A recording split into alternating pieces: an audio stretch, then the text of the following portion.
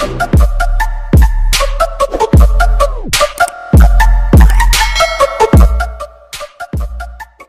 mga master, welcome back to our channel. Panibagong araw, panibagong kabanata na naman ang pagsamasamahin natin ngayong araw na ito.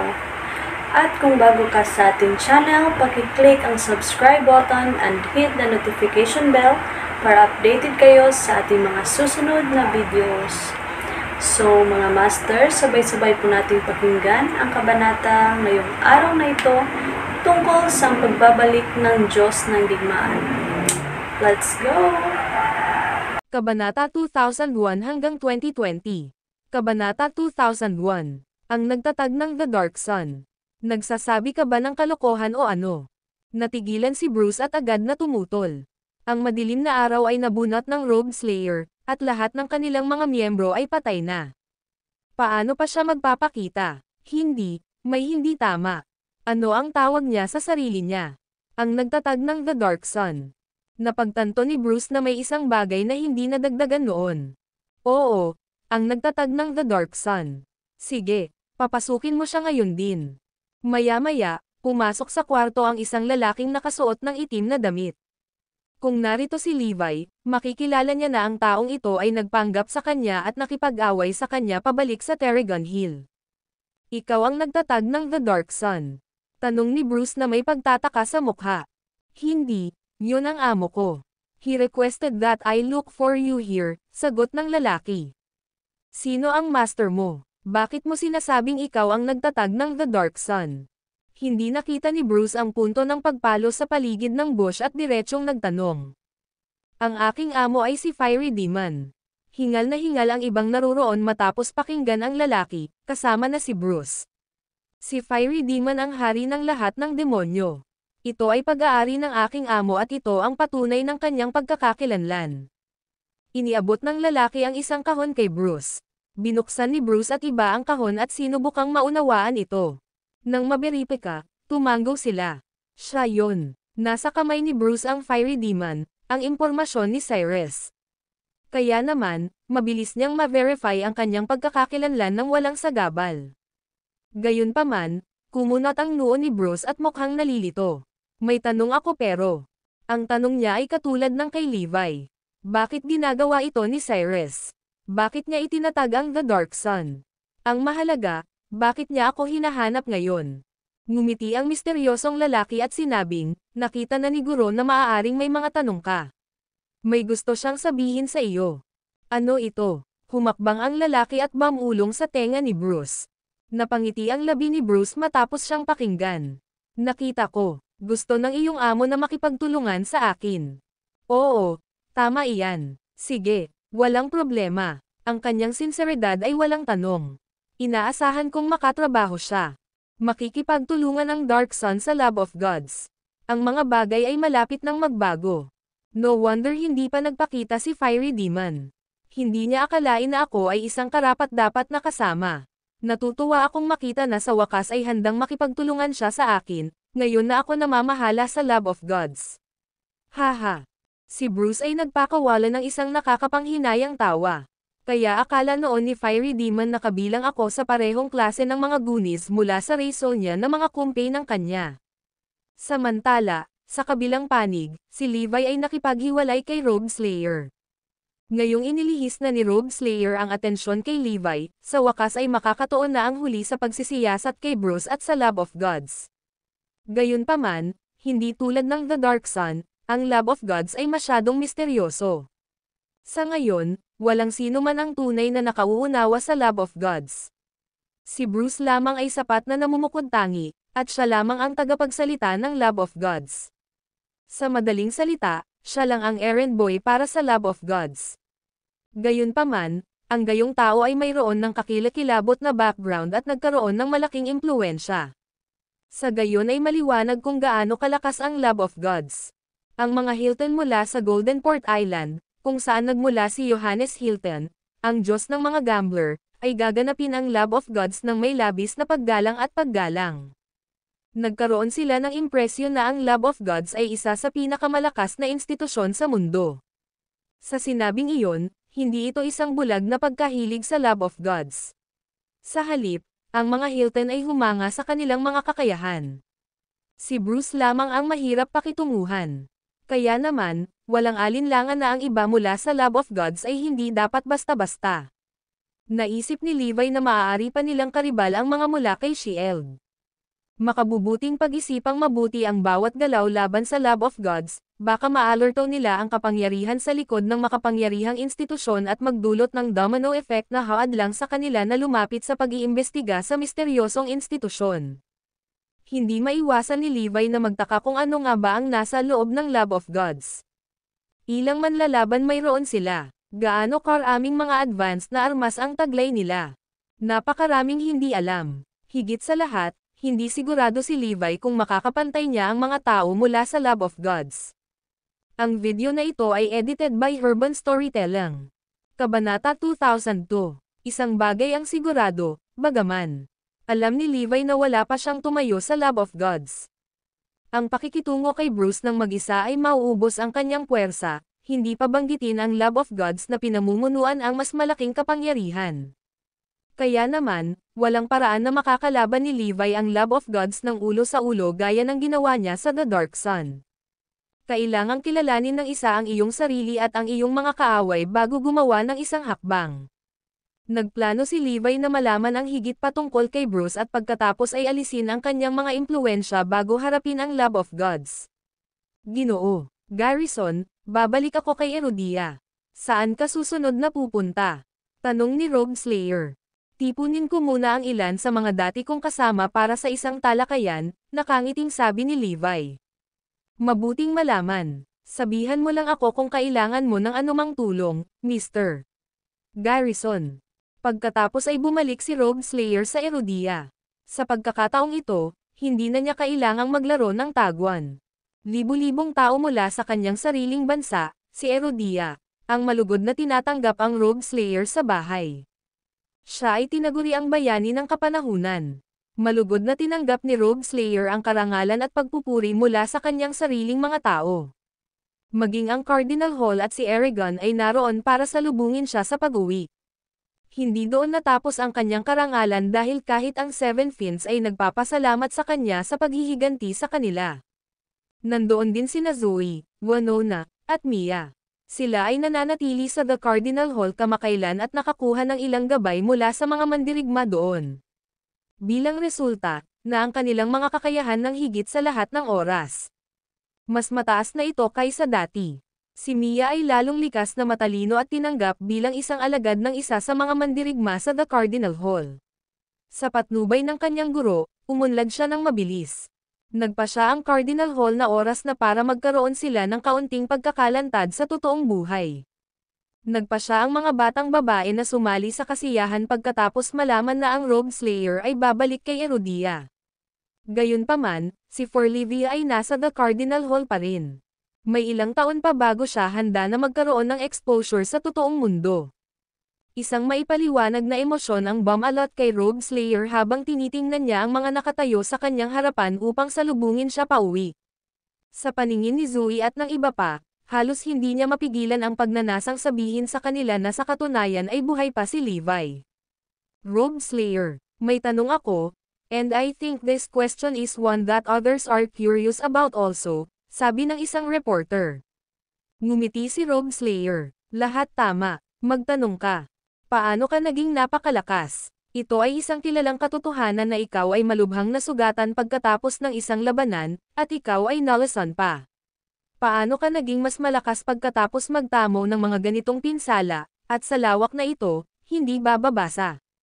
Ito ay talagang sakit-akit. Talagang tanong iyon na ikinakuryos ng lahat, kasama na si Bruce. Sasabihin pa niya na ito ay hindi makatwiran. Ngumiti lang si Rogue Slayer at sumagot, salamat sa aking amo. Ang iyong guro, napabuntong hininga ang lahat matapos siyang marinig. Si Rogue Slayer ay hindi na binata. Buhay pa kaya ang kanyang guro na tinawag niyang master? Hindi ba't ang kanyang guro ay isang matandang buhay na Diyos noon? Ang lahat ay may katuturan kung gayon, kung paano siya naging mas malakas pagkatapos magtamo ng mga malubhang pinsala. Ang paraan kung paano nakakuha ng traksayon si Rogue Slayer noon ay medyo misteryoso rin. Nakatanggap pala siya ng patnubay para maging isang maalamat na tao. Gayunpaman, lahat ng mga ito ay nakaligtaan sa katotohanan na si Levi ay talagang Rogue Slayer's master. Ito ay salamat kay Levi na ang lalaki ay nakamit ang gayong mahusay na mga hakbang. Kahit na mas bata si Levi kaysa sa kanyang sarili, pinangalanan pa rin ni Rogue Slayer si Levi bilang kanyang guro. Talagang nadama ni Rogue Slayer na utang niya ang kanyang mga nagawa kay Levi at hindi nagsisinungaling. Sa halip, ang kanyang mga mata ay puno ng paghanga at paggalang sa pagbanggit sa kanyang guro. Nabusog ang kuryusidad ng publiko. Gayunpaman, ang isa pang tanong sa lalong madaling panahon ay lumitaw. Sino ang Rogue Slayer's master? Alam ni Rogue Slayer na magiging curious sila tungkol dito at sumagot bago pa man sila magtanong. Ang aking Panginoon ay isang taong naninirahan sa kaibuturan ng kalikasan. Walang paraan na makikilala niyo siya. Kaya, isave mo lang ang iyong mga tanong. Ang mensahe ay malakas at malinaw, kahit na nakakatakot. Napagtanto ng publiko na mayroon pa ring sukdulang manlalaban sa Erudia. Sino kaya ang makakapidyo sa kanya? Si Bruce ay natigilan din sa paghahayag. Parang may higit pa kay Erudia kaysa sa alam niya. Gayunpaman, nasagot ng mga sagot ni Rogue Slayer ang ilan sa mga nag-aalab na tanong ng publiko. Samantala, naghihintay si Levi sa mismong hangganan ng Erudia. Hinihintay niya ang ilan sa mga dati niyang kasama. Ang video na ito ay edited by Urban Storytelling. Kabanata 2003. Hindi nagtagal, ilang mga anino ang kumislap sa harap ng kanyang mga mata. Sila ay Asher Dragon, Kirin, White Tiger, Black Tortoise, Phoenix, Cavalry Regiment, Dragon Warriors, Spectre Army, pati na rin ang Ruby, Emerald, Sapphire, at Topaz Army. Ang lahat ng ito ay mga regimentong nakipaglaban sa tabi ni Levi sa mga larangan ng digmaan, at lahat sila ay hindi matatalo noong gininto ang panahon. Sila ay napakatakot anupat ang mga hukbo mula sa ibang bansa ay manginginig kapag marinig ang kanilang mga pangalan at tuluyang aalis sa labanan. Gayunpaman, iba na ang panahon ngayon. Ito na ang gininto ang panahon para sa mga martial artist at mga lalaking may superpower, na pinatingkad ng mga pagsulong sa teknolohiya pati na rin ang mga diskarte sa pagbabago ng gene. Noong unang panahon, pisikal lang ang bentahe nila sa mga ordinaryong lalaki. Gayunpaman, ang mga ordinaryong tao ay magiging mga kanyan na kompay lamang na lumalaban sa kanila ngayon. Sa gininto ang panahon ng mga martial artist, nawala lahat ang pinakadebotong tagasunod ni Levi tulad ng Asher Dragon. Gayunpaman, hindi dahil hindi na sila pinapaboran ni Levi. Ang totoo, hindi niya gustong mamatay sila. Kung tutusin, tinuring niya sila bilang kanyang mga kapatid. With that being said, hindi siya madaling sumuko sa mga ito. Noong ginagamot niya ang mga lalaki mula sa buong Erudia, palihim din niyang ginagabayan ang mga dating kasamahan. Hindi nila binaygo si Levi at bumuti ng husto. Noong nakaraan, ang mga hukbong ito ay sinanay sa mga grupo at mayroon ng isang matatag na base upang magsimula. Kaya naman, hindi katakataka para sa kanila na makamit ang malalaking hakbang sa ilalim ng patnubay ni Levi. Lahat sila ay nagtataglay ng napakaraming kakayahan. Ngayon na silang lahat ay magkakasama, sila ay bumuo ng isang mabigat na puwersa. Pinili ni Levi na i-deploy ang mga ito para sa isang simpleng dahilan. Gaano man ito tingnan ng isa, si Asher Dragon at ang iba pa ay magbibigay ng impresyon sa iba na sila ay mahina at walang kaugnayan sa pinakamainam na panahon at panahon nito. Ang kanilang mga lakas ay magagamit lamang sa mga tradisyonal na larangan ng digmaan. Sa gininto ang panahon ng mga martial artist na may mga superpower, si Asher Dragon at ang iba pa ay wala ng silbi. Bilang isang resulta, walang sino man ang magbibigay pansin sa grupong ito ng mga tao, lalo na ang pag-iingat sa kanila, kahit na ang mga taong tulad ni Bruce. Higit pa rito, ito ay lampas sa kanilang pinakamaligaw na imahinasyon na ang grupong ito ng mga tao ay sasali sa hanay ng mga mandirigma sa napakalaking panahon. Kaya naman, nagpasya si Levi na pakilyusan ang kanyang mga dating kasamahan. Sa pagkakataong ito, gayunpaman, hindi naisip ni Levi na angkop na pakilyusan ang mga lihim na puwersa na itinatag niya noon, tulad ng Super Battle Squad at ng mga nasa hanay ng West Skylord. Dahil siya ang nagutos sa mga puwersang ito noon, naisip niyang ang pagpapatawag sa kanila ngayon ay maghay-hinala sa iba, lalo na kay Bruce at sa kanyang mga tauhan. Mawawalan ng saysay ang kanyang mga pagsisikap kung malalaman ni Bruce at ng kanyang mga tauhan ang kanyang plano. Diyos ng digmaan. Alam namin ito. Buhay ka pa. Napakagaling yan. Si Asher Dragon at ang iba ay napaluhan nang makita si Levi. Humakbang sila at niyakap siya ng mahigpit. Sila ay isang espesyal na grupo ng mga puwersa, hindi tulad ni Floyd, ang Twin Meteorite, o kahit na si Jessica at Team of Secret Warriors na nilinang ni Levi sa kalaunan. Ang mga huli ay hindi nagbahagi ng parehong antas ng isang bono tulad ng Asher Dragon at iba pa. Nakadaan na sila sa mga pintuan ng impyerno at nagkabalikan at nasaksihan ang paglaki ng isa't isa sa proseso. Sila ay sinumpaang magkapatid, at itataya pa ang kanilang buhay para sa isa't isa. Ready na ba kayo? Tanong ni Levi. Kami ay laging handa. Kumulog si Asher Dragon at ang iba pa. Boss, nalungkot kami nang malaman namin na malaki ang agwat sa pagitan namin. Kaya, nanumpa kami na ibibigay namin ang aming lahat para isara ang agwat sa pagitan namin. Nanumpa kami na susundan ka namin sa hirap at ginhawa. Hindi lang namin alam ang daan. Pero boss, tinuro mo sa amin ang daan at ginabayan mo kami sa tamang landas. Noon kaming lahat ay nakakita ng isang kislap ng pag-asa at nagpasya na ibigay ang aming lahat upang ay level up ang aming mga kakayahan. Hinihintay naming dumating ang araw na ito. Si Asher Dragon at ang iba pa ay labis na nasa sabik na ipatawag ni Levi. Siyempre, alam ni Levi kung gaano kahirap ang pinagdaanan nila para masagot lang nila ang tawag niya. Sa pamamagitan nito, ipinahayag ko ang pagbabalik ninyong lahat. Asher Dragon, nagre-report para sa tungkulin. Kirin, nagre-report para sa duty. Ang video na ito ay edited by Urban Storytelling. Kabanata 2004. Maraming pinagdaanan si Asher Dragon at ang iba pa para lang sa araw na ito. Naging inspirasyon ang kanilang kagustuhang malagpasan ang hadlang habang nagsasanay sila araw-araw. Ang ilan sa kanila ay muntik nang mamatay o nasa bingit ng kabaliwan sa buong pagsasanay para lang sa wakas ay makalaban nila muli si Levi, tulad ng dati. Dumating na rin ang araw na pinakahihintay nila. Ito ang panahon na nag-iipon ako ng puwersa. Kaya, asahan ang mabibigat na misyon mula dito. Pakiusap mag-ingat sa lahat ng iyong galaw. Huwag kang mag-alala, tatapusin natin ang lahat ng mga misyon na ibinigay sa atin. Sa wakas makakalaban na rin namin kayo. Si Asher Dragon at ang iba ay nagniningning sa tuwa. Hindi na nagpatalo pa si Levi habang nagmamadali siyang nagtalaga ng mga misyon para sa kanila upang makumplito ang susunod na hakbang ng kanyang plano. Samantala, si Levi ay papunta sa kung saan. Sa kabilang panig ng mga bagay. Matapos salubungin si Robe Slayer pabalik sa Erudia, pumunta si Zoe at iba pa sa ibang lugar. May nakasalubong silang misteryosong matandang lalaki sa kanilang daan. Itataboy na sana ni Winona ang lalaki nang iproklama ng matanda ang kanyang sarili bilang half-phantom sa isang misyon na hanapin si Zoe na itinalaga ni Levi. Nagpasya si Winona na makinig sa sasabihin ng matanda. Inilihis niya ang atensyon ni Zoe habang tinanong niya ang matanda kasama si Mia. Ginoo, ang pagkamatay ni Garrison ay dumating dito. Sabi ng matanda. Ha? Napatulala sina Winona at Mia. Isa akong maldita. Ang mga taong humihingi ng tulong sa akin ay kailangang magbayad para sa kanilang hinahanap sa pantay na termino. Tinanong ko kung handa si Mr. Garrison na pasanin ang ganoong presyo at sinabi niya oo. Alam kong kamatayan ang hinahanap niya nang sabihin niya iyon, ngunit wala akong magagawa.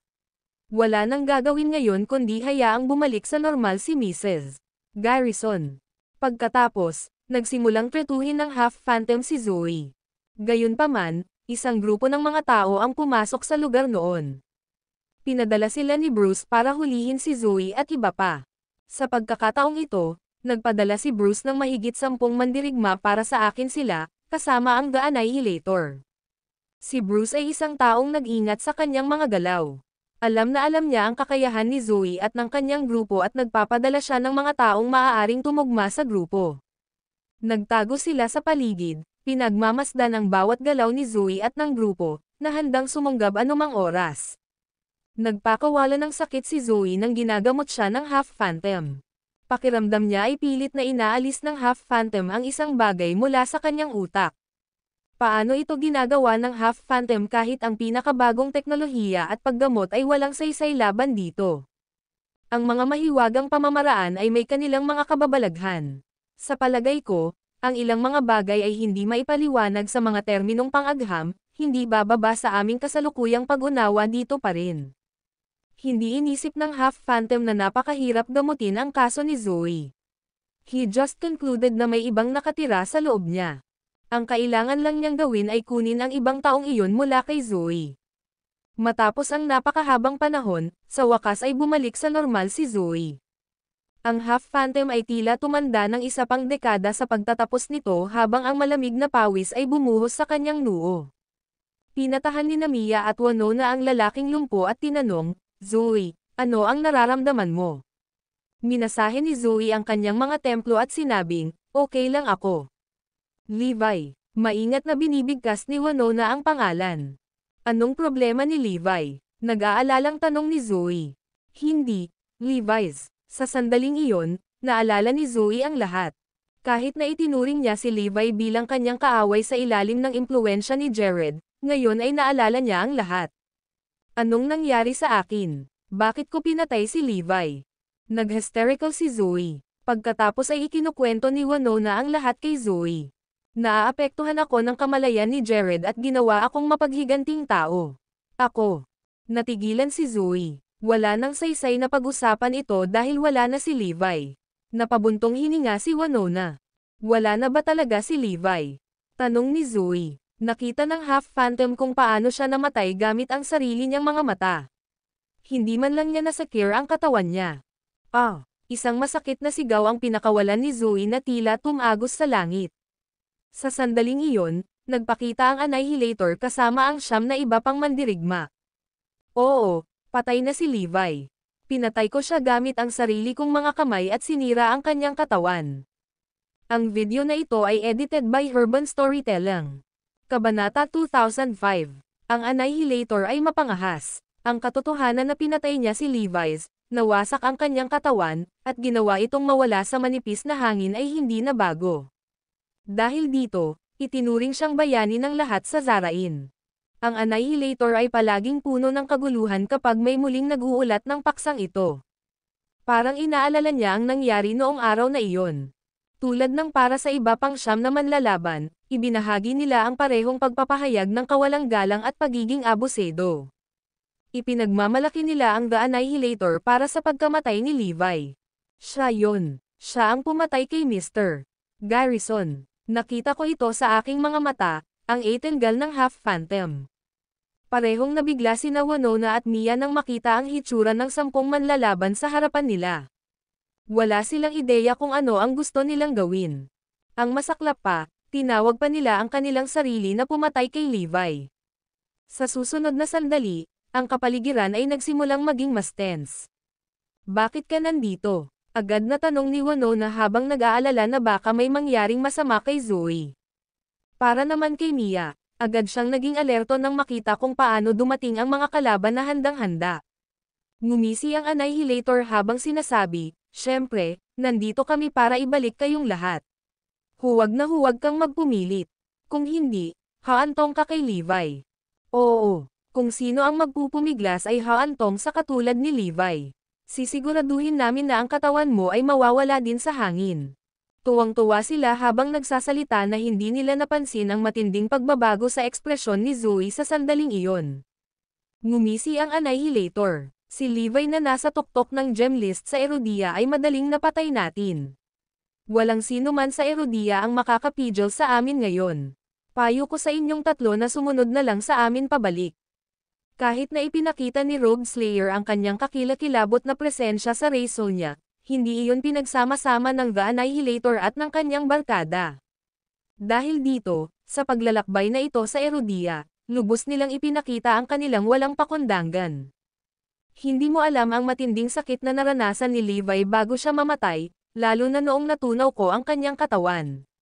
Bagamat siya ay patay na, ang kanyang kaluluwa ay umiiyak pa rin sa matinding paghihirap. Inaalala pa ng Annihilator ang mga sandaling natunaw ang katawan ni Levi. Sa sandaling iyon, natigilan lahat sina Winona, Mia, at ang Half-Phantom. Napatingin sila nang hindi makapaniwala kay Zoe na nasa tabi nila. Hindi may kakaila, kumukulo sa galit si Zoe. Para bang isang halimaw ng pagkawasak ang ginigising. Hindi nagtagal, napansin ni The Annihilator at ng kanyang barkada ang pagbabago sa ekspresyon ni Zoe. Baka sa mga mukha nila ang matinding di paniniwala at pagkagulat. Ito ay dahil nakaramdam sila ng pananakot sa mapang ipang aura na ipinalalabas ni Zoe. Napaungol bigla si Zoe. Isang nakamamatay na kislap ang bumungad sa mga namumula na mata ni Zoe. Sa impyerno pumunta ka, malamig na sigaw niya. Tili. Sa isang kisap mata, hinati ni Zoe sa dalawa ang isa sa mga lalaki sa tabi ng The Annihilator. Tumalsik ang dugo kung saan-saan sa sandaling iyon. Hay nako, ang lahat ay lubos na natulala. Ito ay dahil ang 10 lalaki na ipinadala ni Bruce ay pawang mga pinakamataas na mandirigma. Kahit na ang natitira sa 9 na manlalaban ay mas mahina ang Annihilator kaysa sa Dada, sila ay nag-aalok pa rin ng mga malalakas na mandirigma. Gayunpaman, madaling mapunit ni Zoe ang isa sa kanila. Patayin. Si Zoe ay nahulog sa isang estado ng pagkabaliw, sinasadyang sinimulan ang isang patayan sa kanyang mga kalaban.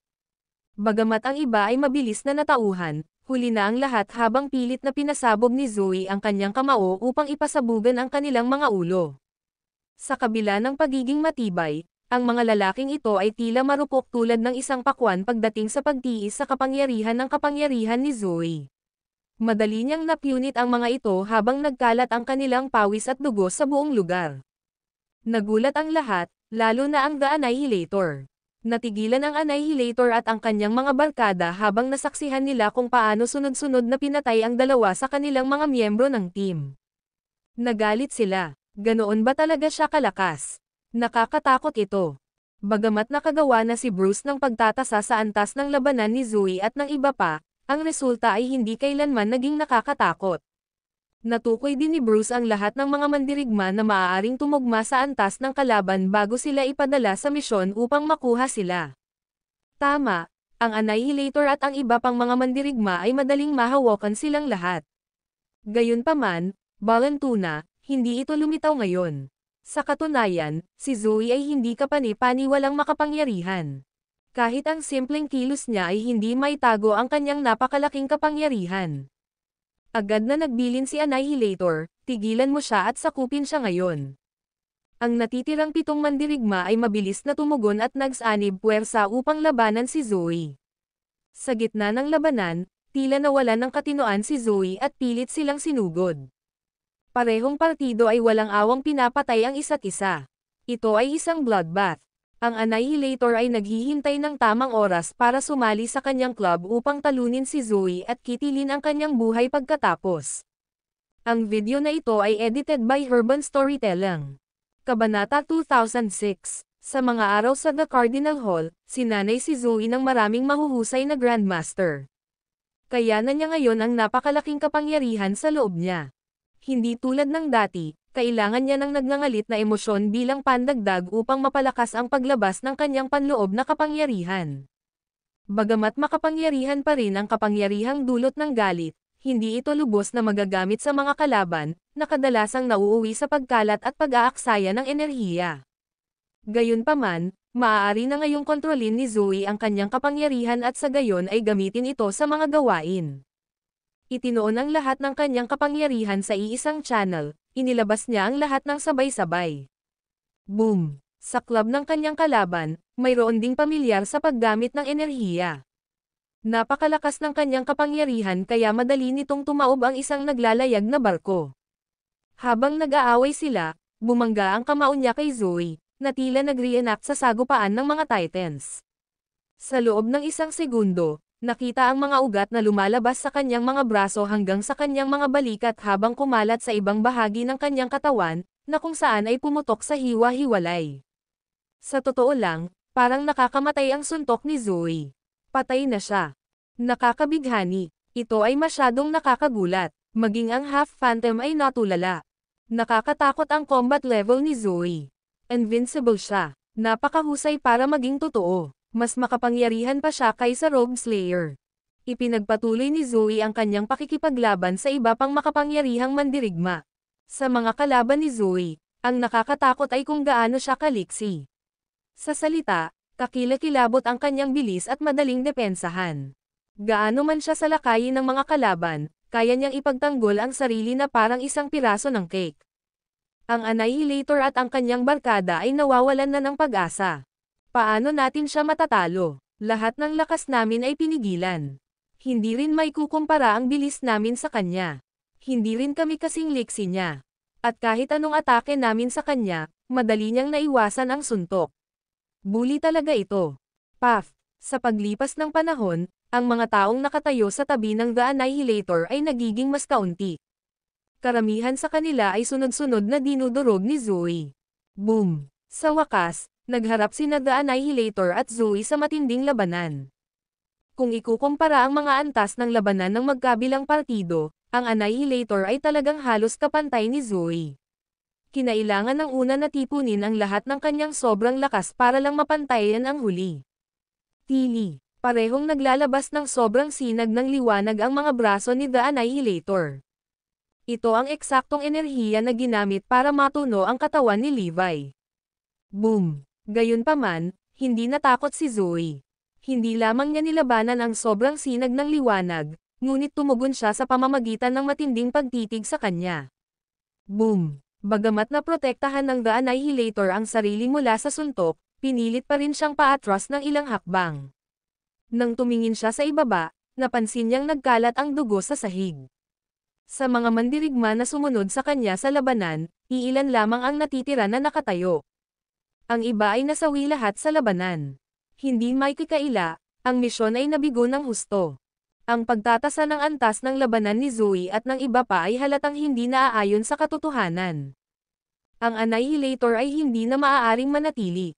Kung hindi niya pipiliing umalis kaagad, natatakot siyang hindi na siya magkakaroon ng pagkakataong umalis. Tapos na. Tapos na. Manatiling alerto. Ipadala pabalik sa amin kaagad. Kailangan ko ng proteksyon para makaalis sa lugar na ito. Inactivate ng Annihilator ang flying mode, agad na tumakas sa eksena habang tumatawag para sa backup. Ikaw ang pumatay kay Levi. Hindi kita hahayaang makaalis dito ng buhay. Si Zoe ay lumipat sa isang kidlat, na sinundan siya kaagad sa likod.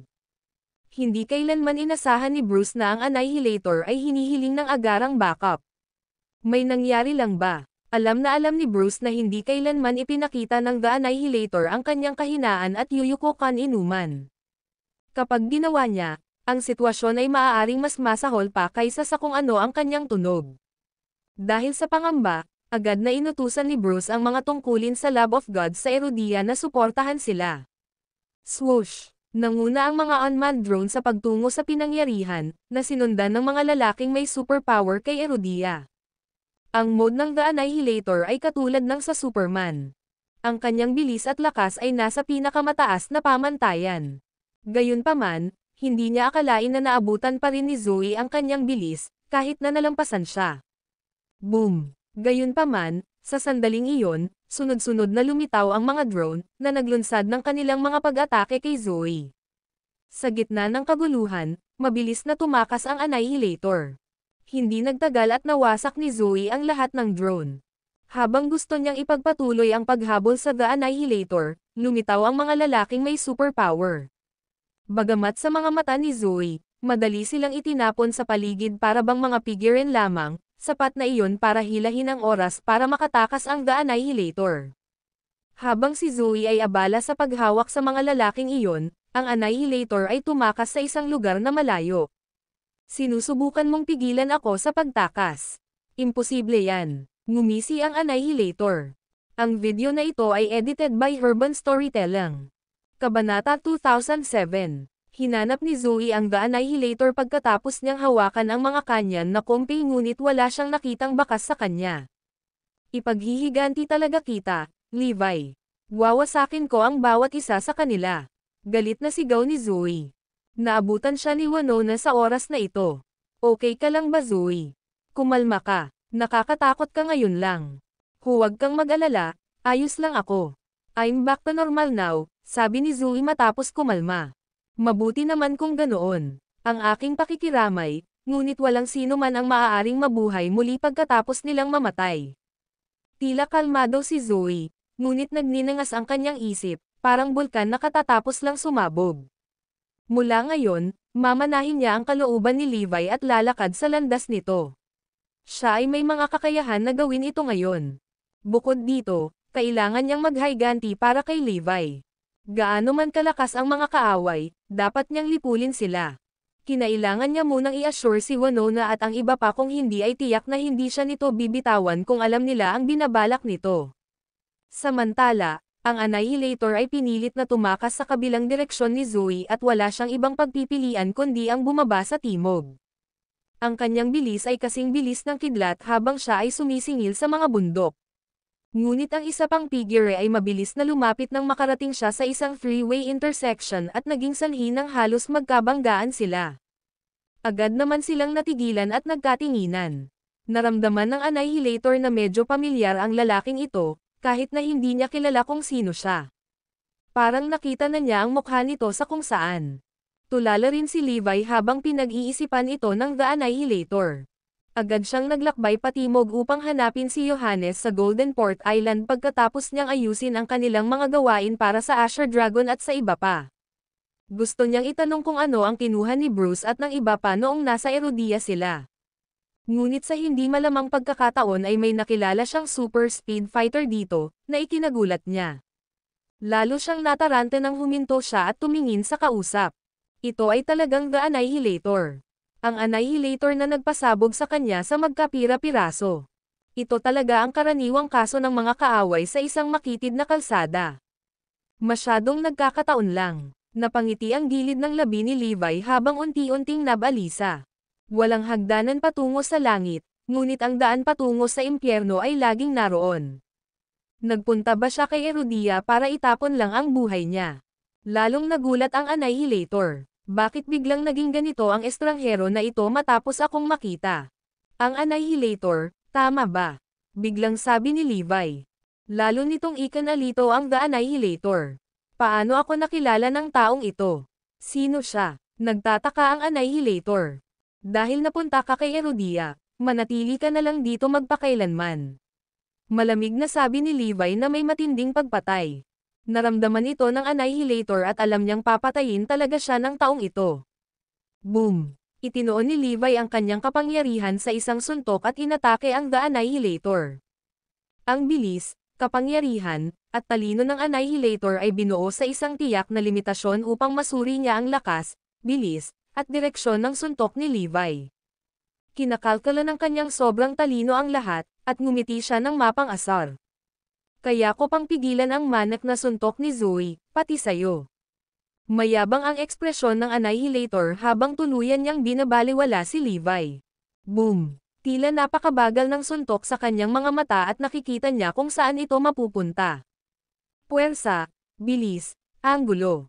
Lahat ay nasa kanyang kalkulasyon. Hindi niya itinago, dahil ang suntok ay magiging parang kilati sa kanya at hindi man lang masasaktan. Hindi siya nagpanik, kahit na lumaki ang refleksyon ng suntok sa kanyang mga mata. Hindi naman sa nagyayabang siya. Ngunit ang kanyang talino ay lubos na binuo, at siya rin ay lubhang maingat. Ang suntok na ito ay talagang hindi banta sa kanyang mga mata.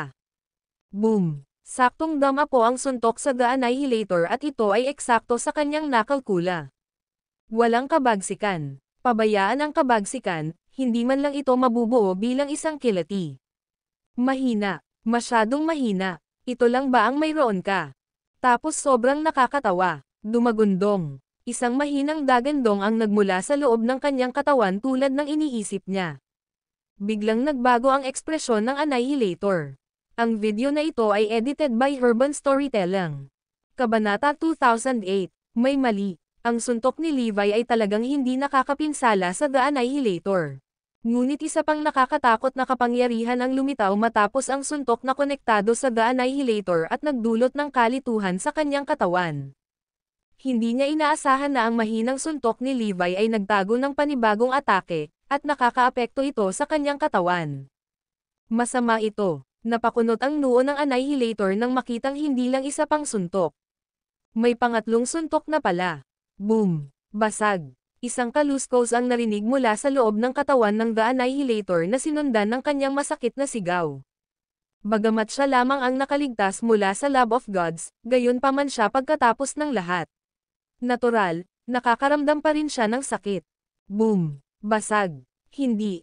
Mayroon talagang pang-apat na suntok at ito ay puno ng isang malakas na puwersa. Ang ika-4 na suntok ay sumabog sa loob ng katawan ng The Annihilator at nasira ang kanyang mga organ at tisyo ng ligaw. Bang bang bang! Sumabog ang Annihilation Blast sa loob ng kanyang katawan, mabisang tumutusok ng mga madugong butas sa isa't isa. Ang Annihilator ay nasa napakalungkot na kalagayan. Arg! Mapait na sigaw ng Annihilator. Ginawa ni Levi ang Annihilation Blast na ito noong nakikipaglaban siya sa Golden Port Island. Ang Annihilation Blast ay isang hakbang na nagsasangkot ng ilang puwersa sa isang welga.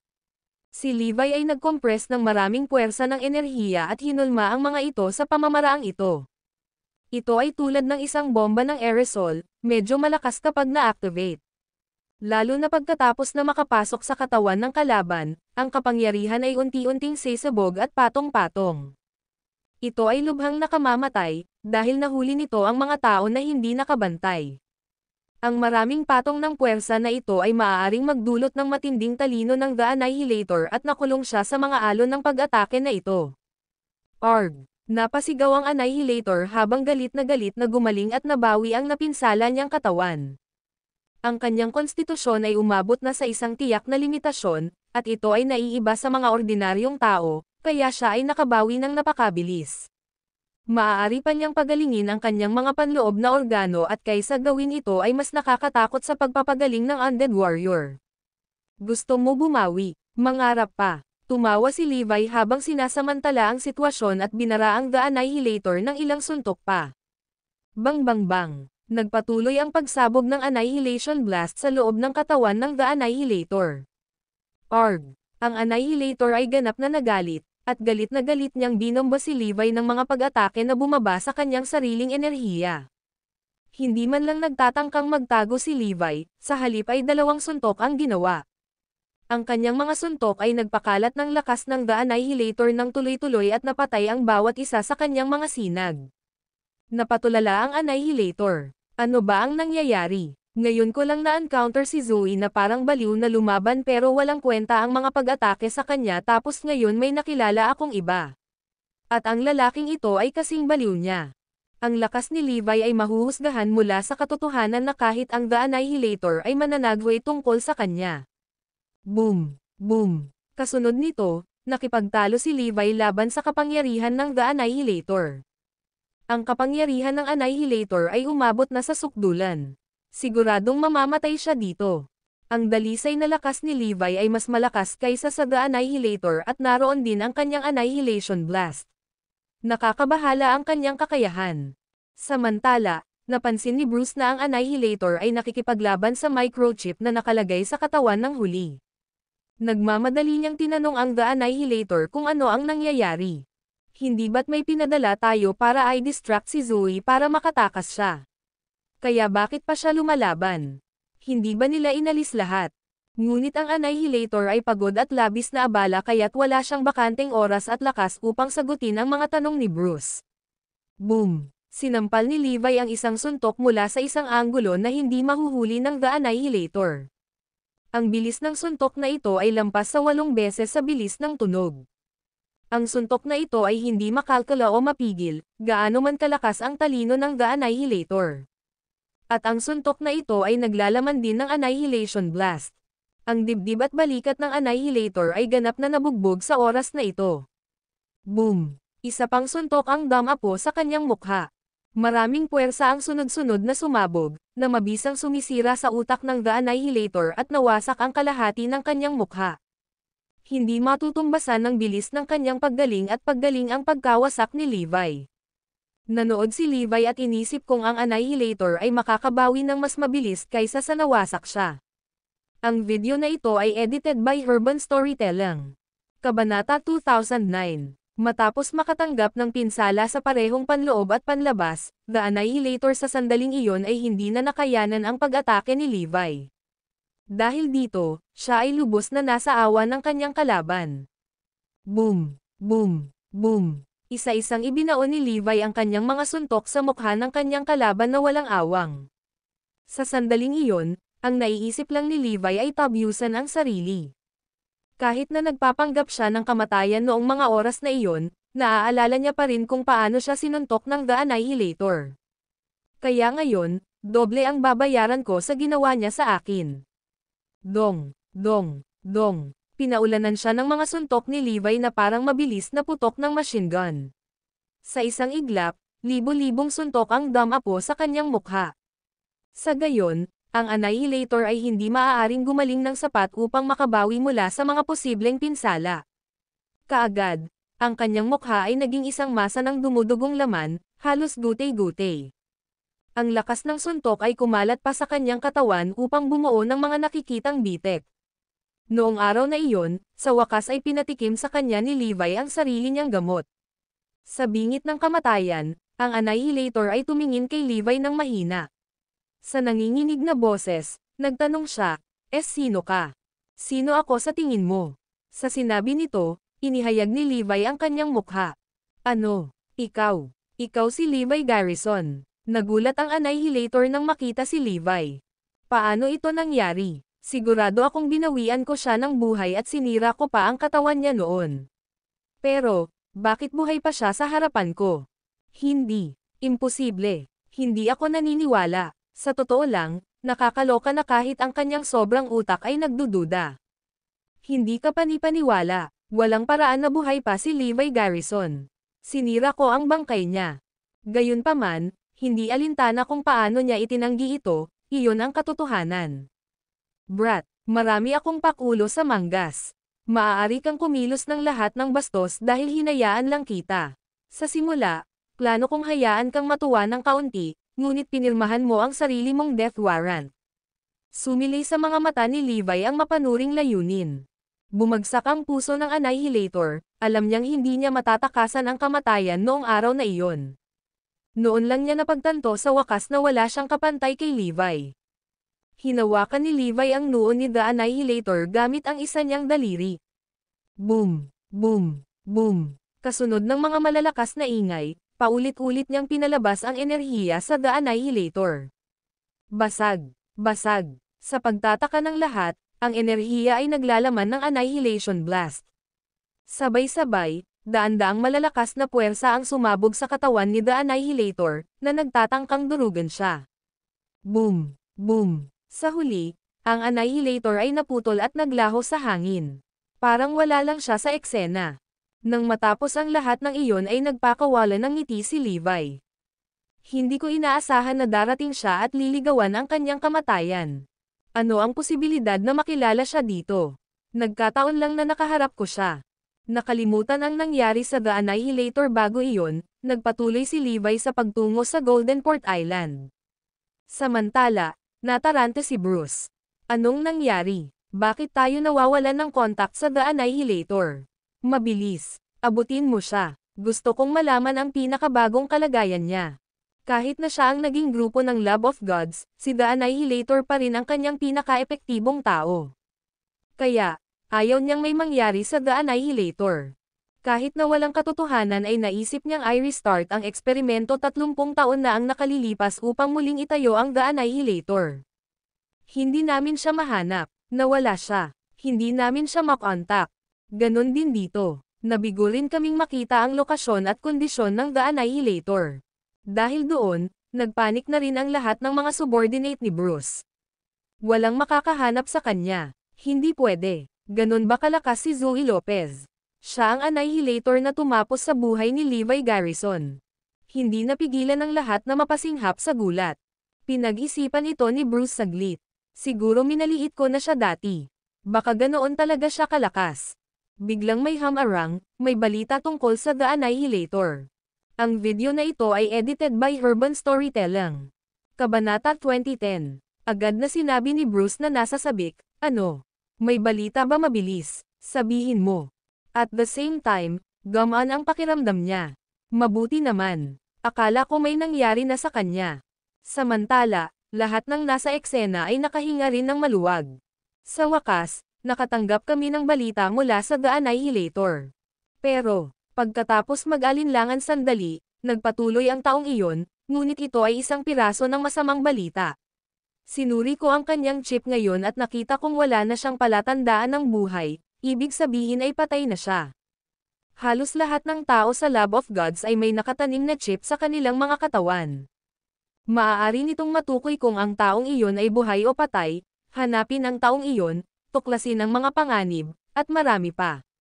Ngayong walang life fluctuation signal mula sa chip sa The Annihilator, isa lang ang ibig sabihin nito. Boom! Lahat ay natigilan sa paghahayag. Namatay. Patay na ang Annihilator ng ganun lang. Sigurado ka ba? Hindi makapaniwalang tanong ni Bruce. Ang data mula sa punong tanggapan ay nagpapakita ng parehong bagay. Oo, kumpirmadong patay na ang The Annihilator. Nang marinig iyon, natigilan ang lahat habang natahimik ang lab. Hindi ko inaasahan na sapat ang lakas ni Zoe para ibagsak ang The Annihilator. Gaano siya kalakas para wakasan ang buhay ng The Annihilator, ang tanging nakaligtas sa eksperimento 30 taon na ang nakalipas. Walang saysay. Sa sobrang bilis ng kanyang paggaling, paano siya mamamatay? Biglang nagpahayag ng kanyang pagdududa. Gayunpaman, tumunog kaagad ang boses ni Bruce. Hindi. Tao pa rin ang Annihilator, hindi Diyos. Kung ang kanyang kalaban ay sapat na malakas upang sirain ang kanyang katawan, paano siya mananatiling buhay? Tapos, bumantong hininga siya. Mukhang minamaliit ko ang eksperimentong aksidenteng iyon. I-block ang lahat ng impormasyon tungkol sa kanyang pagkamatay. Huwag i-leak ito. Hindi namin hahayaang manig si Erudia. Simple lang ang ipinahihiwatig ni Bruce. Ang pagkamatay ni Levi ay talagang nagbigay ng matinding suntok kay Erudia. Ngunit sa parehong oras, ang Rogue Slayer ay nagwawasak sa lahat ng puwersa sa Razor niya sa kasalukuyan. Kung kumalat ngayon ang balita ng pagpapabagsak ni Zoe sa The Annihilator, ganap na mawawala ang epekto ng pagkamatay ni Levi. Samantala, naisip pa rin ni Zoe at ng iba pa na nakatakas ang The Annihilator. Walang nakakaalam tungkol sa kanyang pagkamatay dahil inatasan ni Bruce ang lahat na itago ito sa publiko. Winona, gusto kong bisitahin ang Golden Port Island. Gusto kong marinig ang tungkol kay Levi mula sa babaeng iyon. Ang babaeng tinutukoy ni Zoe ay walang iba kundi si Sherry Hilton. Alam ng lahat na namatay si Levi dahil sa kanya. Gayunpaman, hindi siya sinisisi ni Zoe. Gusto lang niyang malaman ang huling sandali ni Levi mula kay Sherry. Tinanggap niya ang katotohanang patay na si Levi sa panahong ito, kaya isa lang ang nasa isip niya sa kasalukuyan ang paghihiganti sa kanya. Si Forlivia ay may talento. Sa proteksyon mula sa The Cardinal Hall, siguradong mabubuhay siya nang walang pakialam. Kaya, wala nang dapat ipag-alala pa si Zoe at maaaring maghayganti ng buong lakas. Ngunit bago iyon, nais niyang bisitahin ang lugar kung saan hinihingal ni Levi ang kanyang huling hininga. Lahat tama, sasamahan ka namin. Nag-aalala sina Winona at Mia sa kanyang kaligtasan, kaya, syempre, susundan siya ng mga ito kahit saan siya magpunta. With that, umalis silang tatlo sa Golden Port Island. Hindi nagtagal, naunang dumating si Levi sa Golden Port Island. Ang pamilya Hilton ay nagbago ng kanilang manor dati. Matagal nang itinago ni Sherry ang sarili mula sa labas ng mundo sa isang villa sa loob ng manor. Siya ay nakahiga sa kama, hindi bumangon sa lahat ng oras maliban sa isang pagkakataon na siya ay nag-react sa balita ng Rogue Slayer na dinurog ni Razor niya. Ms. Sherry, may humihiling sa iyo. Sa sandaling iyon, dumating ang isa sa kanyang mga katulong at nagsumbong sa kanya. Sa kasamaang palad, walang tugon mula kay Sherry. Pagkatapos ay sinabi ng alipin, Ms. Sherry, subordinate daw siya ni Mr. Garrison. Nandito siya para malaman ang tungkol sa mga kasalukuyang sitwasyon mula sa iyo. At saka, sinabi rin niya na may importante siyang pag-uusapan sa iyo. Saka lang nag-react si Sherry. Ipasok mo siya. Hindi nagtagal, dinala ng katulong si Levi, na kasalukuyang nakadisguise, papasok sa silid. Ang video na ito ay edited by Urban Storytelling. Kabanata 2011. Gusto lang ni Levi na ipagpatuloy ang huling pag-uusap nila ni Sherry para malaman kung ano ang kinuha ni Bruce at ng Lab of Gods kay Erudia. Ang kanyang disguise ay hindi nagtaas ng kanyang mga hinala. Matapos ipakilala ang kanyang sarili bilang subordinate ni Levi, tinanong niya ang tungkol sa kanilang huling pag-uusap. Dahil sa sinadyang paggabay ni Levi, mabilis itong naalala ni Sherry. Sa huling sandali na iyon, Tinanong niya ako tungkol sa bagay na kinuha ni Bruce at ng Lab of Gods kay Erudia. Tulad ng plano kong ibuhos ito, inatake nila kami. Naalala ni Sherry. Kung ano ang kinuha ni Bruce ay ang hinahanap natin. Sinabi ni Levi sa kanya ang kanilang plano. Dahil iyon ang sinabi nito sa kanya noon, naniwala siya sa kanya. Kaya, sana ay masabi sa akin ni MS. Hilton ang lahat tungkol dito. Napakahalaga nito. Hindi lang ito makakaapekto sa plano nating paghihiganti para sa boss natin kundi pati na rin sa pagtatanggol kay Erudia. Nang matanggap ang taos-pusong tingin ni Levi, pumayag si Sherry. Lahat tama. Sasabihin ko sa iyo ang lahat. Ito ay isang likas na enerhiya na tinatawag na Sunstone, ngunit hindi ko alam kung ano ito sa detalye. Ayon sa alamat, maaari itong magbigay sa Labs of Gods ng uri ng enerhiya. Ang isang bato na kasing laki ng ating kamao ay sapat na para makapaglabas ng isang buwang halaga ng enerhiya sa pambansang istasyon ng kuryente. Matapos huminto sandali, nagpatuloy siya, walang nakakaalam kung gaano katagal ang Lab of Gods. Gayunpaman, narinig ko na mina nila ang lahat ng magagamit na mga Sunstone sa Zarain at marami pang ibang lugar.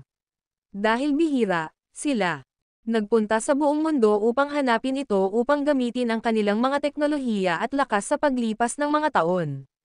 Kaya, walang makakaabot sa kanilang antas ng teknolohiya sa kasalukuyan. Sino ang nakakaalam kung ano ang kanilang nagagawa? Hanggang sa puntong iyon, namulat si Levi. Tila, ang Lab of Gods ay nagtatayo ng mga lab sa iba pang lugar sa buong mundo upang maghanap ng mga lugar ng pagmimina para sa mga Sunstone. Pagtatapos ni Sherry, pagkatapos noon, nakakita sila ng maraming Sunstones sa Erudia. Ito ang lugar na natagpuan nila sa ngayon. Sa hindi sinasadyang pagkakataon, nakuha ng aking lolo ang data na nagpapakita na ang mga Sunstone sa Erudia ay sapat na upang mapanatili ang enerhiya para sa Lab of Gods nang hindi bababa sa daan-daang taon. Hindi napigilan ni Levi na mapabuntong hininga. Nakakakilabot, daan-daang taon ng enerhiya. Iyan ang Labs of Gods na pinag-uusapan natin ngayon. Sa pagiging sophisticado ng kanilang teknolohiya, walang alinlangan na malaki ang kanilang pangangailangan sa enerhiya. Gaano kalaki ang bilang ng mga Sunstone para makapagbigay ito ng ganoong kalaking enerhiya ng ganoon katagal? Noon lang naintindihan ni Levi kung bakit may mata si Bruce at iba pa kay Erudia. Mula sa pagbuo ng ruling union hanggang sa pag-atake kay Erudia hanggang sa patuloy na pag-target pagkatapos, ang dahilan kung bakit nila ginawa ang lahat ng iyon ay malamang na makuha ang mga Sunstone. Nang guluhin ng mga puwersa sa race soul niya si Erudia, natagpuan nila ang kanilang pagkakataon. Gayunpaman, ang takot sa The Cardinal Hall ay nagpahinto sa kanila sa pagkuha ng masyadong maraming Sunstones ng sabay-sabay. Kung ganoon, gagawa sila ng paraan para ipagpatuloy ang pagnanakaw ng mga Sunstone kay Erudia mamaya. Mga magnanakaw, hinding-hindi ako papayag na bawiin ninyo ang pag-aari natin. Kung tungkol sa mga kinuha mo, sisiguraduhin kong ibabalik mo sila. Wala akong pakialam kung bakit gusto mo ang mga Sunstones. Kahit anong mangyari, pipigilan kita. Sa pagsulyap kay Levi, sinabi ni Sherry, I guess the upcoming collaboration between the Cryptex Stream Corporation and one of the corporations in Erudia has something to do with the Sunstones mining also. Ang dahilan kung bakit nakipag-ugnayan sa akin noon si Jefferson, ang tagapagmana ng Cryptex Stream Corporation, ay para patatagin din ang kanyang posisyon kay Erudia. Ang video na ito ay edited by Urban Storytelling. Kabanata 2012. Sabi ni Sherry, lahat ng ginawa nila ay para bawiin ang energy source na kay Erudia. Gumawa sila ng maraming paghahanda para sa layuning iyon.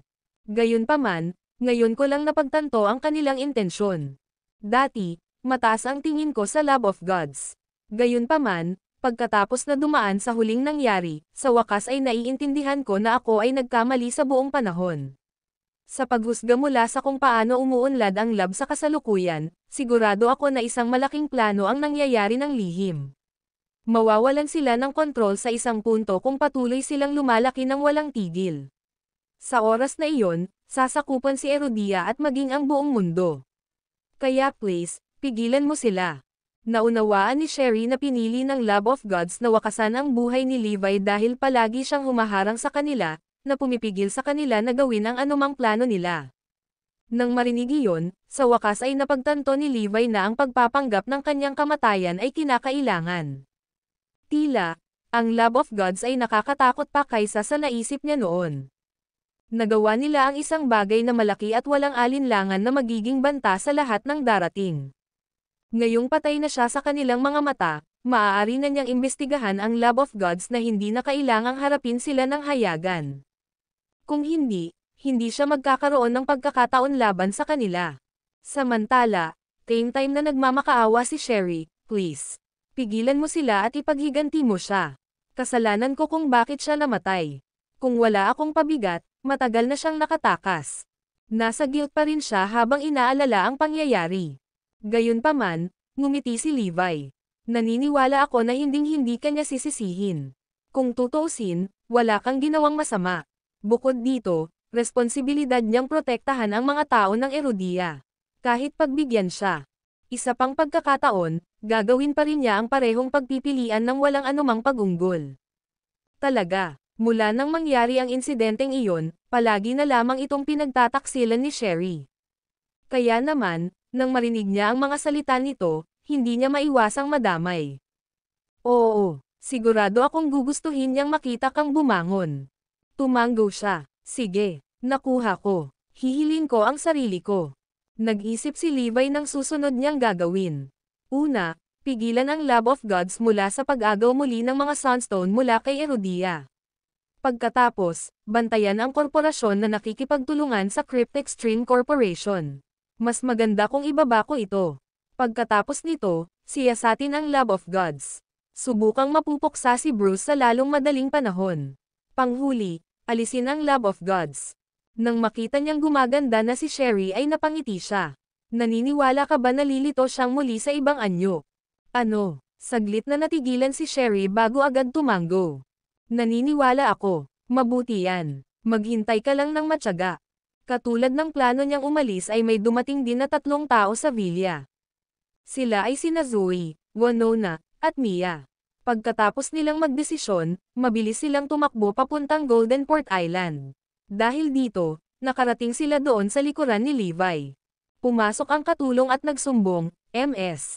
Sherry, may isa pang grupo ng mga taong umaasa na makita ka. Ano? Parehong natigilan sina Levi at Sherry. Bakit mas maraming bumibisita? Sino sila? Tanong ni Sherry. Sumagot ang alipin, babae. Sinabi niya na gusto niyang malaman ang tungkol sa sitwasyon ni Mr. Garrison noong nabubuhay pa ito. Na-curious pa si Levi. Isang babaeng gustong malaman ang kalagayan ko. Sino kaya ito? Kung ganoon, mag-leave muna ako, MS. Hilton. Dahil naabot na niya ang kanyang layunin, nagplano siyang umalis. Gayunpaman, sinuliapan siya ni Sherry at sinabing, hindi mo kailangang umalis. Ayos lang dahil pareho kayong gustong malaman ng mga bagong bisita tungkol sa kanyang kalagayan. Bukod dito, maaari mo ring pag-usapan ito ng magkasama. Who knows, baka magkakilala kayo. Ipasok mo sila. Hindi naman siguro makakaalis si Levi ngayong sinabi niya iyon. Hindi nagtagal, pinapasok ng katulong ang 3 tao. Pagkapasok nila ay binati siya ng mga ito, MS. Hilton, magandang makita ka. Nandito kami para kumuha ng ilang impormasyon mula sa iyo. Tumango si Sherry. Ikinagalak kitang makilala. Pumunta siya dito para sa parehong dahilan. Nang marinig iyon, napalingon silang 3 kay Levi. Si Levi naman ay sabay na napatingin sa kanila. Zoe, Winona, Mia. Sa sumunod na segundo, biglang nagbago ang ekspresyon niya. Ang video na ito ay edited by Urban Storytelling. Kabanata 2013. Hindi ko akalain na makikita ko si Zoe at ang iba pa dito. Nandito talaga sila. Ramdam ang kanilang mga titig, nakaramdam ng kaba at hindi komportable si Levi. May galit pa ba siya sa akin at kinukuha niya ako bilang kaaway niya? Nakaramdam ng pagkakilala ang 3, nakatingin kay Levi. Parang nakita ko na siya dati. Pero kung titignan ng malapitan, hindi ko siya kilala. Sino ito? Curious na tanong ni Zoe. Nakatutok ang tingin ni Zoe kay Levi na para bang may nakikita ito sa kanya. Ang iba pang 2 ay pareho. Napukaw ni Levi ang pagkakakilala sa loob nila. Nagkita na ba tayo? Gulat na tinitigan ni Zoe si Levi. Walang mararamdaman si Levi kung iba iyon. Gayunpaman, ang nasa harapan niya ay si Zoe. Sa sobrang kaba niya ay nagsimula na siyang mautal. Ako, lalong tumindi ang curiosity ng tatlo, naghihintay sa sagot ni Levi. Habang halos hipan ni Levi ang kanyang saplot, sumabad si Sherry. Siya ang subordinate ni Mr. Garrison. Dumating siya sa lahat ng paraan upang maunawaan ang misyon ni G. Garrison noong siya ay nabubuhay pa. Ang misyon ni Levi noong nabubuhay pa siya. Kinakabahang tanong ni Zoe na nabaling ang atensyon. Levi. Nagperet sina Levi at Sherry. Nagulat sila kay Zoe. Nagulat si Sherry sa paraan ng pakikipag-usap ni Zoe kay Levi. Nagulat din si Levi sa paraan ng pagharap sa kanya ni Zoe. Hindi ba ako tinuring ni Zoe na kaaway niya? Kaya bakit niya ako kinakausap na para bang isa akong mahal? Naka-recover na ba siya? Nagulat si Levi at natuwa sa isiping iyon. Kung naka-recover si Zoe, natupad na ang wish ko. Ako ang asawa ni Levi, Zoe Lopez. Nandito ako para intindihin ang sitwasyon niya sa Golden Port Island. Alam ni Levi na gumaling na si Zoe noon. Kahit nagtago si Half Phantom sa crucial moment na iyon, nakikita kong may konsensya pa rin siya. Naglaan siya ng oras upang iligtas si Zoe bilang karagdagan sa pagsisikap na iligtas ang kanyang katawan. May utang ako sa iyo. Babayaran kita kung may pagkakataon ako. Natawa si Levi sa sarili. Aalis na ako ngayon dahil malinaw na ang pagkakaintindi ko ngayon. Ilang beses pang sinulyapan ni Levi si Zoe bago ito tumalikod at umalis. Sinimulang ipaliwanag ni Sherry ang sitwasyon ni Levi sa Golden Port Island sa trio. Hindi inaasahan ni Levi na sasabihin ni Sherry kay Zoe at sa kanyang mga kaibigan ang lahat mula sa Lab of Gods hanggang sa Sunstone. Itigil ang Lab of Gods. Hindi natin hahayaan na makuha nila ang kanilang kamay sa Sunstone. Nagniningning ang mga mata ni Zoe sa determinasyong ipaghiganti si Levi. Gusto kong manahin ang kalooban ni Levi at tapusin ang hindi niya kaya.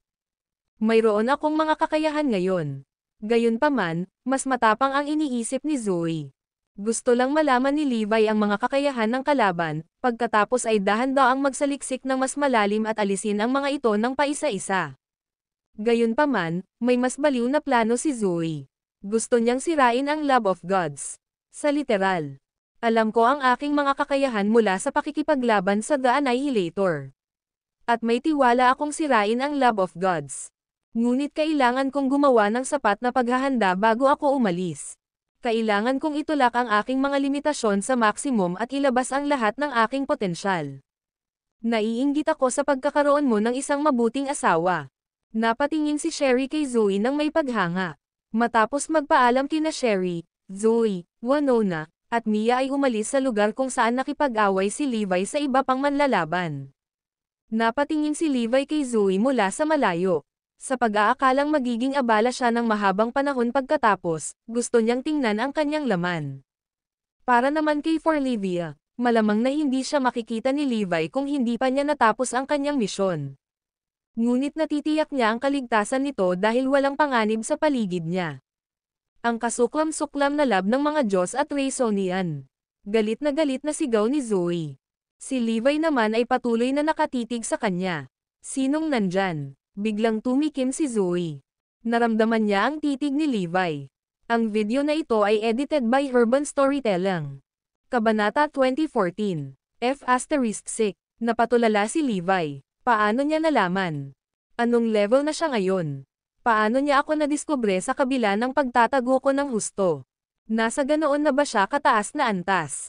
Ang katotohanan ay ang kasalukuyang katawan ni Zoe ay umabot sa isang nakakatakot na estado. Ito ay mas malakas pa kaysa sa The Annihilator. Ang kanyang mga pandama ay mas matalas na ngayon.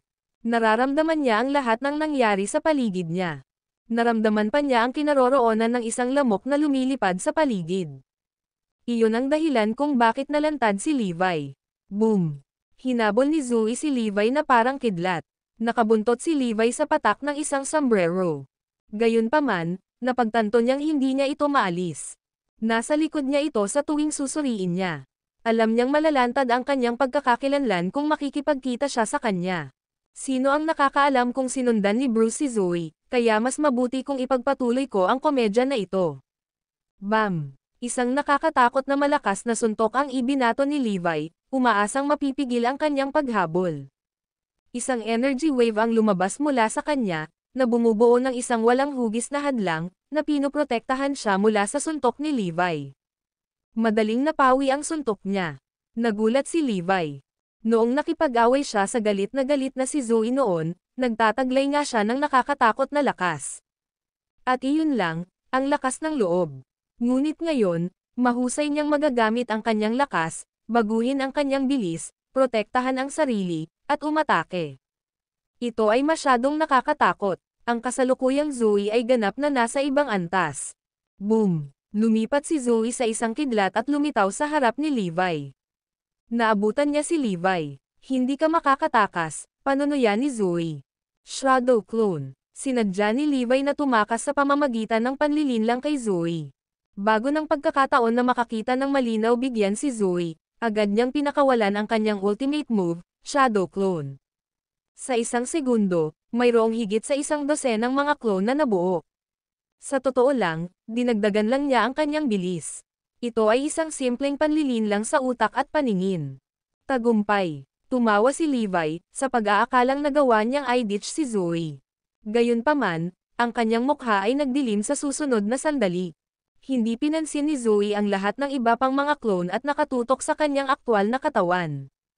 Iyon ay nagpakita na ang paningin at utak ni Zoe ay umabot sa isang nakakatakot na antas. Kahit ang Shadow Clone ay hindi siya kayang linlanggan. Maaari niyang iiba ang aktwal na katawan ni Levi mula sa iba pang mga clone sa maikling panahon. F*6. Gulat na bulalas ni Levi. Ito ay masyadong nakakatakot. Ito ang unang pagkakataon na ang Shadow Clone ay walang silbi. Sa sarili kong asawa niyan. Bago pa makapag-isip ng malalim si Levi, naabutan na naman siya ni Zoe. Ako, natigilan si Levi na hindi nakapagsalita. Kung magpapatuloy ito, siguradong malantad ako. Lumipat si Zoe sa isang kidlat at muling lumitaw sa harap ni Levi. Huwag mo nang isipin ang pagtakas. Nakaramdam ng pananakit ng ulo si Levi. Hindi magiging maganda ang mga bagay kung magpapatuloy ito. Ang masaklap pa, naabutan na rin sila ni Winona. Hindi pwede. Natulala na naman si Levi. Maging si Winona ay umabot sa ganoong kataas na antas. Hindi ba medyo sobra na ang improvement na ito? Nasa Winona ang atensyon ni Levi. Ang kanyang antas ay malapit sa Zoe sa kabila ng isang kakaibang agwat. Lumapit si Winona mula sa ibang direksyon, mabisang nakaharap sa kanyang paglabas. Alam kong may kainahinala sa iyo mula nang makita ka sa Hilton Residence. Sino ka? Tanong ni Zoe. Malamig na tiningnan ni Winona si Levi. Nakadisguise siya. Fake ang mukha niya. Ang katawan ni Zoe at Winona ay umabot na sa nakakatakot na antas, lalo na sa kanilang mga pandama. Naramdaman nilang may kakaiba sa mukha ni Levi. Hindi ito nakahanay sa kanyang katawan. Nagsimulang pagpapawisan si Levi. Pakiusap tumigil ka na sa pagsasalita. Kung hindi, malapit na akong malantad. Sa sandaling iyon, sumama na rin sa kanila si Mia. Pinalibutan ng tatlo si Levi. Sabay nating atakihin siya. Gusto kong makita ang totoong mukha niya. Ang video na ito ay edited by Urban Storytelling. Kabanata 2015. Sumakit ang ulo ni Levi, napagtanto na ang kanyang sitwasyon ay medyo nasa pagitan ng isang bato at isang matigas na lugar. Masyadong magaling sina Zoe at Winona. Hindi ako makatakas. Nakikita pa nga nila sa disguise ko. Anong gagawin ko? Habang tumatagal ako sa kanila, mas mataas ang posibilidad na ma-expose ako. Maaaring mas maraming tao sa paligid ang nanunood sa buong eksenang ito mula sa mga anino. Kapag nagsimula na tayong mag-away, magdudulot ito ng kaguluhan at maakit ang atensyon ng iba. Kailangan kong gamitin iyon kung iiwan na walang pagpipilian. Nagpasya si Levi nang makita niyang papalapit ang tatlo. Bam! Bam! Sa sandaling-sandaling iyon, ang mga agos ng hangin ay nagpaputok patungo kina Zoe, Winona, at Mia mula sa paligid. Agad na hinarang ni Zoe at ng iba ang pag-atake. Nakilala ang pagkakataon na mayroon siya, nadulas si Levi. Habulin mo siya. Hahabulin sana ang tatlo, ngunit natigil ang kanilang pagtatangka ng sumunod na mga agos ng hangin. Whoosh! Whoosh! Sa kabila ng pagkaantala na tumagal lamang ng ilang segundo, nagawa ni Levi na gamitin ang makitid na bintana ng pagkakataon upang makatakas. Kung tutuusin, kahit isang split second ay mahalaga sa mga laban sa pagitan ng mga malalakas na manlalaban. Nawala ng tatlo si Levi na gusto nilang ipagpatuloy ang kanilang paghabol. Galit na galit sila. Hindi nila inaasahan na may tutulong sa kanya sa dilim. Nagulat din si Levi. Hindi ko inaasahan na may tutulong sa akin. Sino kaya ito? Siguradong hindi ito Asher Dragon. Ipinadala ko ang lahat sa mga gawain. Kung gayon sino kaya ito? Sino ang tumulong sa akin? Sinadya ba ito o hindi sinasadya? Ayos lang kung nagkataon lang. Kung sinasadya, may nakakaalam kaya na buhay ako. Isang manipis na kislap ng pawis ang tumulo sa balat ni Levi sa isiping iyon. Iyon ay mabilis kilabot upang magsimula alang. May nakakaalam na buhay ako kahit kalahati lang ng forbidden technique ang pinakawalan ko. Nakakakilabot yan. Magiging kaibigan ba o kalaban ang taong iyon? Kung ito ay isang kaibigan, kung gayon ay hindi dapat magkaroon ng problema. Gayunpaman, kung ito ay isang kaaway, ang sitwasyon ay magiging masama. Nagsimulang mag-analyze si Levi. Kung kaaway ito, kumalat na sana ang balita tungkol sa buhay ko. Hindi sana nila ako ililigtas noon. Hindi ito isang kaaway kung gayon. Ngunit ang tanong ay nananatili kung ito ay isang kaibigan. Walang tiyak na sagot, baka may nakatagong motibo sila. Hindi mahalaga kung ito ay isang kaibigan o hindi. Hindi bababa sa sigurado ako na hindi ito kalaban. Makakasiguro ako ngayon. Matapos iwanan ang tatlo, inis ka ni Levi ang kanyang paligid para sa taong tumulong sa kanya ngunit wala siyang natuklasan. Ipinakita nito na malakas ang tao at may mabilis na reaksyon. Para makasali ang taong iyon sa pakikipaglaban niya kay Zoe, dapat ay sanay siya. Samantala, bumalik si Zoe at ang kanyang mga kaibigan mula sa Golden Port Island. Nagpasya si Zoe na ihiwalay ang sarili, naghahanda na itulak ang kanyang mga limitasyon sa maximum sa pinakamaikling panahon. Pagkatapos, pupunta siya sa Zarain para ipaghiganti si Levi. Gayunpaman, hindi alam ni Namiya at Winona ang kanyang intensyon. Sa loob ng kanyang mansyon sa Zarain, si Bruce ay nag-aayos ng mga misyon. Wala pang isang taon na stock ang natitira sa mga Sunstone sa Lab of Gods. We need to procure more from Erudia, sabi ni Bruce. Pinaplano ng Cryptextreme Corporation na pumasok sa Erudia. Ang pakikipagtulungan sa 4 heirs of Erudia ay magagarantiya ng mas maraming Sunstones para sa amin. Hinawakan ni Bruce ang kanyang baba. Kailangan natin ang mga puppet na ito ni Erudia para mabilis na makakuha ng mas maraming lugar ng pagmimina ng Sunstone. Ito ay magiging legal na pagmimina kasama ang paglahok ng Cryptextreme Corporation. Ang mga institusyon ng Erudia ay hindi makakasuhan sa anumang krimen. Magaling. Ang plano ay palihim na minahin at i-import pabalik ang Sunstone. Ang iyong ideya ay napakatalino. Sa pamamagitan ng pagbili ng buong lugar ng pagmimina, mapapanood lang kami ni Erudia habang minahan kami. Ang iba ay nagsimulang tasahin si Bruce para sa kanyang ideya. Bilisan mo at unahan ang Cryptextreme Corporation na salakayin si Erudia. Pinakamainam na isagawa ito sa lalong madaling panahon upang maiwasan ang mga pagbabago sa ating plano, malungkot na sabi ni Bruce. Ang video na ito ay edited by Urban Storytelling. Kabanata 2016. Naiintindihan. Aayusin namin ang Cryptextreme Corporation na makarating sa Erudia bukas. Nagpatuloy si Bruce. May issue din kay Zoe. Ang pagkamatay ng Annihilator ay hindi maaaring walang kabuluhan. Kailangan nating malaman ang kanyang kakayahan sa pakikipaglaban. Hindi siya maaaring maging banta sa atin. Ginoo Johnston, sa palagay ko gusto mong gamitin ang purong enerhiyang nilalang para harapin si Zoe. May tumawa. Sumunod naman ang iba. Higit pa riyan, kailangan nating gamitin sina Henry at Logan. Isang masamang ngiti ang nabuo sa kanilang mga mukha. Matapos magtrabaho si Bruce ng mahabang panahon, alam na nila ang kanyang mga iniisip at paraan ng pagpapatupad. Akala ko gusto ni Mr. Johnston na sirain ni Erudian si Erudia. Siyempre, kailangan nilang baguhin ang mga ito sa purong enerhiya na nilalang para gumana ang aming plano. Ngumiti lang si Bruce sa mga mungkahi nila. Iyon mismo ang pinaplano kong gawin, kaya binibigyang pansin ko ang mga pamilyang Lopez at Black. Sinimulan kong palakasin ang kanilang katawan at utak mula pa noong simula ng eksperimento. Ito ay upang taasan ang rate ng tagumpay sa panahon ng aktwal na eksperimento. Ang pinakamagandang senaryo ay ang lahat ng mga taong ito ay maaaring matagumpay na mabago sa purong enerhiyang nilalang. Magagamit ko sila para sirain si Erudia. Magsisimula na ang ikatlong round ng eksperimento. Tinatansya ko na maaaring i-deploy ang mga taong ito sa ikalimang laban ng eksperimento. Nakaka-excite. Maging si Bruce ay hindi rin napigilan ang kanyang pananabik at ipinakita ito sa kanyang mukha. Byron, hintayin mo akong maging malakas para lumaban sa The Cardinal Hall, tapos pupunta ako at ililigtas ka. Isang kislap ng galit ang dumaan kay Bruce sa pag-iisip na ang kanyang kapatid ay nakakulong kay Erudia. Kinabukasan, nagkakagulo ang Oakland City. Ito ay dahil sa maagang pagdating ng Cryptextreme Corporation sa loob ng 2 linggo. Ang pagkakaroon ng Cryptextreme Corporation ay natatangi sa mundo. Ang kanilang kalakalan ay high-tech na armas. Makatarungang sabihin na taglay nila ang mga high-tech na armas sa buong mundo. Ibinigay nila ang kanilang mga armas sa mga nasa kapangyarihan sa maraming distrito. Inihambing ng marami ang kanilang pag-iral sa Diyos. Ang kanilang kayamanan ay maaaring bumili ng mga bansa. Nangunguna sa kanilang teknolohiya, at mayroon silang siglong gulang na kasaysayan bilang kanilang pundasyon.